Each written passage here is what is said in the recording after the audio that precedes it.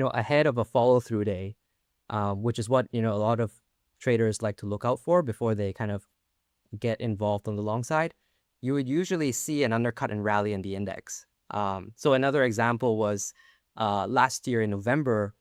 I remember, I think it was the 22nd or 23rd of November, NVIDIA reported earnings, and the markets kind of gapped up, but it was a gap into resistance short. So right at the open, I think we spoke about this last year, SOX S, like it just open and then like kind of went sideways for 10 minutes and then it just ripped higher.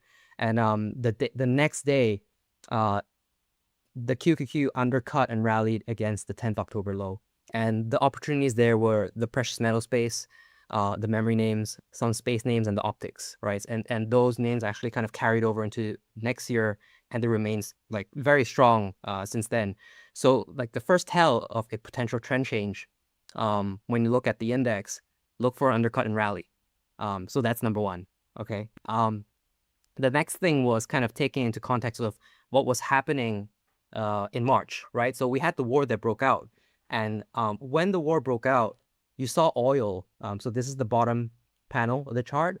It began to rip higher, and so what did equities do in relation, right? So as oil kind of worked its way higher, the Nasdaq or the Qs kind of slowly dripped lower, right? And it was just moving in an inverse relation to crude oil. But